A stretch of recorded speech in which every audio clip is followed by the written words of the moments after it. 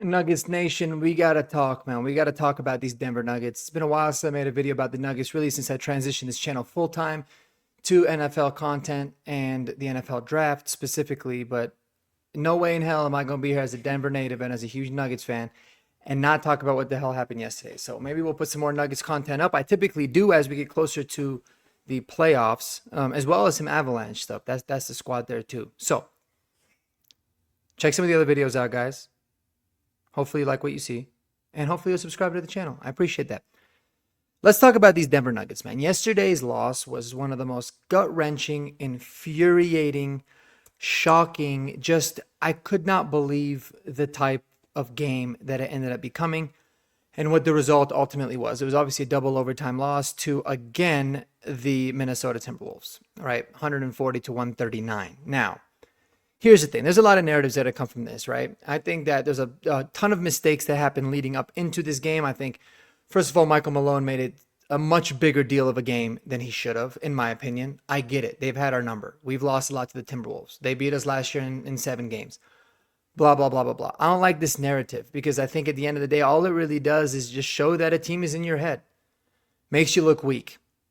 And yes, they were shorthanded. They didn't have Nasri, didn't have Dante DiVincenzo. The Nuggets didn't have Jamal Murray playing, who is obviously a very key contributor to this team. People don't really realize that I get a lot of Jamal Murray hate for whatever reason, but they realize how bad the team is when he doesn't play as well.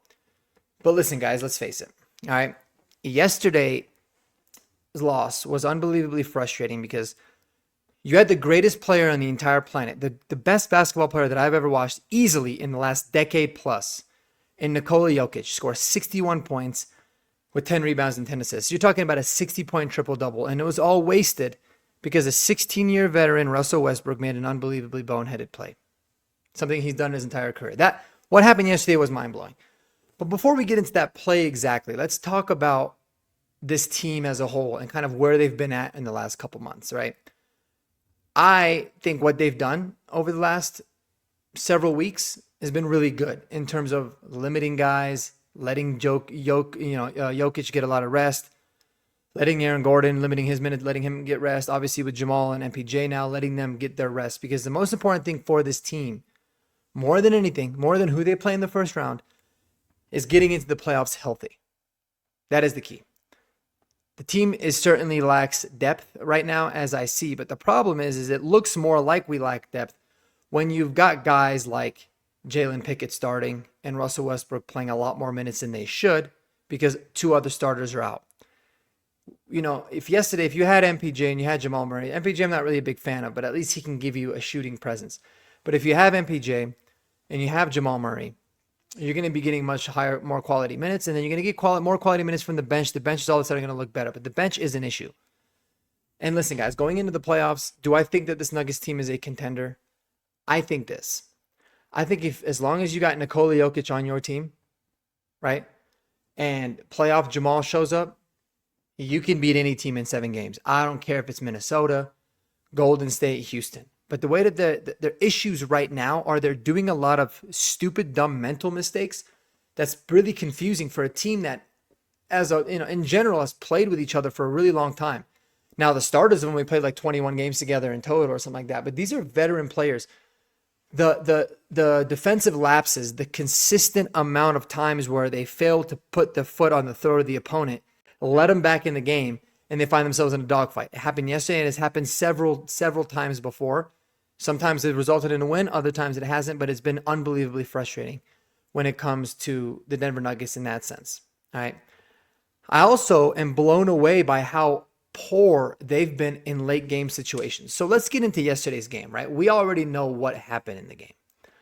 But I was just blown away. Like, I'll give you guys an example, and I just want to make sure that I get the quarter correct. I think it was the end of the first OT, but it might have been the second one. Let me see. Just give me a second here. Let me pop it up. Yeah, first OT. So Nikola Jokic gets the ball. There's 12 seconds left on the clock. Nuggets are down 2, 125 to 123. They call up a play. They get Jokic ISO, man on man. Great. You love that play call.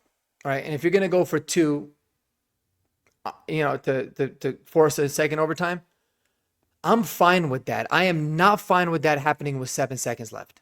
Why are you leaving 7 seconds on the clock just to tie the game? If you're going to take a shot early and leave time on the clock, you've got to do that. You've got to hit a three. You've got to at least have the lead when you do that. Because all it did was give them another opportunity. Now, we got lucky, right? Alexander Walker, who has been killing it, misses the shot.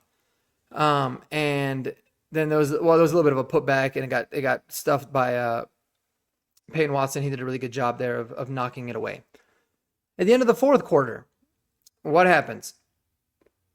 All right, the Nuggets go in, and they just consistently, like, instead of trying to get a 2-for-1, right? First of all, they settle for jump shots way too much. Instead of trying to get a 2-for-1, they end up just taking time off the clock. Then they miss a 3-pointer.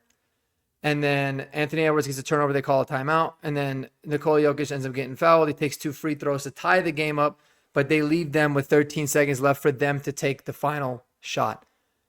First of all, against any opponent that's stupid, you want to try to figure out ways of how there can be limited to no time left on the clock when you're going in. Secondly, it's like, especially against a team like the Wolves that has Anthony Edwards, who's an absolute killer. Didn't do shit for 3 quarters. He did a really good job of holding him back. Fourth quarter, he turns up. He turns up big time. Now, we get into the second overtime. All right. Now, the second overtime, there was a lot of frustrations, obviously, because it's back and forth. We're doing our thing. Now, I'll say this. The call that the referee made on the tip, on the jump ball that they had, essentially, I don't think that was a bad call. All right.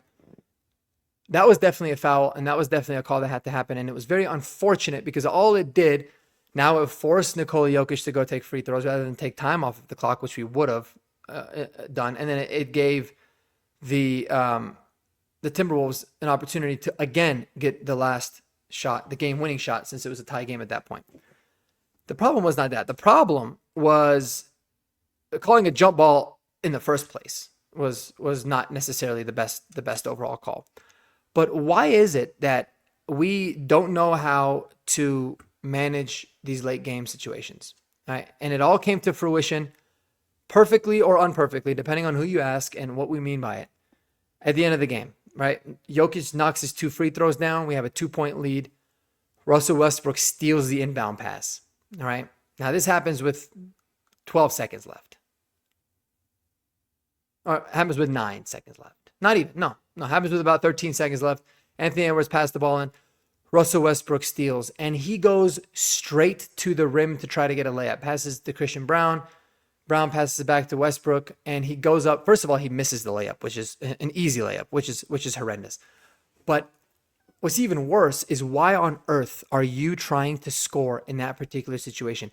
You steal the ball. You dribble it around as much as you can. You run away from the defenders as much as you can before they foul you to try to take time off of the clock. The clock is more important than anything at that particular point. Instead, even if he makes that 2, he still leaves 7 seconds on the clock for him. They still have a very clear and easy opportunity to tie the game and go into another third overtime. The clock is going to be more important. And the Nuggets had a foul to give. So if you just dribbled it out, you take another couple seconds out, or you pass it back to Jokic, who was just waiting for you at the top of the key, and they end up getting fouled with 4 seconds left, Jokic knocks down 1 or both of the free throws. Now, Minnesota can inbound the ball. You can let a second or 2 pass, or else you're going to force them to shoot a long shot. You can foul them, force them to inbound it in again, and your chances of winning are significantly increased at that particular point. I could not believe the amount of incompetence. And then after that, you miss it. They go to take a 3, and you foul them. You foul them. But the foul doesn't bother me nearly as much as any of the situations that happened before. The foul, it's just a high effort play. I think he realized, man, he really screwed up. They better not hit this shot, because again, Minnesota had the last opportunity to shoot the ball. It's crazy. It's crazy to think. Michael Malone, I'm a big defender of his. Don't get it twisted. But he deserves a lot of credit for the loss yesterday. He had zero trust in anybody else except for those starting 5. He played Jokic, since the 6-minute mark in the second quarter straight. He didn't change the lineup at all in the third quarter, in the fourth quarter, or in any of the overtimes, not once. it doesn't make sense, because when you continuously go out with the same guys, it makes it easier for the other team to understand what you're trying to do and exploit some of those weaknesses, gives them no different looks. I don't get it. I'm not panicking though, Denver Nuggets fans, at all. I don't really give a shit if we're the first seed or if we're the seventh seed. Seeding in the NBA, especially in the West, and how competitive the West is this year, doesn't matter. Home court's extremely overrated when it comes to the playoffs. Y'all can come at me and say the facts say this. I don't care. I don't really care. Right now, we're the 3 seed. All right. Had we won yesterday, we would have been the 2 seed. Had we won yesterday, we would have been on track to play Minnesota. We still can. But if the playoffs started today, we'd be playing the Memphis Grizzlies. I don't mind. We're going to smack them. But listen, if you're worried about the T-Wolves, it really doesn't matter if you get them in the first round or you get them in the third round. Sure, it gives other teams opportunities to beat them. But you're going to have to beat them eventually anyways. And you're going to have to beat better teams. This whole narrative that like, oh, the T-Wolves are in our head, blah, blah, blah, doesn't mean nothing. These guys are professional athletes. They got to go out there. If the Nuggets play their best brand of football and they can actually get some semblance of consistency on defense, the shots will fall, man. I actually liked the way we ran the offense yesterday. I thought we had a lot of really good looks. I just think we couldn't really knock down the jump shots. That kind of shit will happen. But my goodness, did I hate the effort at times on defense. And then other times I love it. So we just need to have more consistency. But the most important thing, guys, is we need to go into the playoffs with everybody healthy. If we go in there with a healthy Jokic, Murray, MPJ, Aaron Gordon, and Christian Brown, that starting 5 can compete against anybody. And we'll let the bench kind of be the bench, do their thing, right? But that being said, do I think that we should be the favorites in the West? Absolutely not. Do I think we're going to win the championship this year? Also, absolutely not. And that's all because we have a terrible GM who does not give a crap about the team. He's kind of a lame duck GM. He knows he's probably going to be fired after the season. He's done a terrible job. He has. And he deserves to get fired because he's wasting the best player on the planet's prime by being incompetent, handing out terrible contracts like he did with MPJ and like he did certainly with Zeke Naji, which was awful. I mean, Zeke Naji played 11 minutes yesterday and somehow was minus 17. Now, we've seen flashes. But you're going to pay $8 million to him? It's going to hamstring you from getting another player that can play. So, yeah. Carson, whatever the hell, Calvin Booth, he's got to go. He got to go. He will go. I think he's gone after the season, and we'll see. But, yeah, the Nuggets need to figure out a way to fix their late game awareness in situations because it is not good. But anyways, don't let one loss bring everybody down. We still got a few games left, a couple weeks, and then we got the playoffs starting, and we'll see what happens there. All of this won't matter if we play anybody else in the first round of the playoffs. But I like when a team goes through that kind of adversity, puts that kind of effort, and still loses because it's going to show what the hell this team is made out of. They're either going to come out tonight against the Spurs and they're going to lay an egg and they're going to show that they're a bunch of softies, or they're going to come out and absolutely dominate the Spurs. And I think it's going to be the latter. All right, y'all. Y'all take it easy, man. More Nuggets content coming. How you guys feeling about the Denver Nuggets? Where are you at? Who's to blame? And who would you like to see more of? I'm really excited for Julian Strawther to get back, man. I want to see him because I think he gives us a bucket-getting, three-point shooting ability. So we'll see. Let me know below, man. Y'all have a wonderful day, and talk to y'all soon. Peace.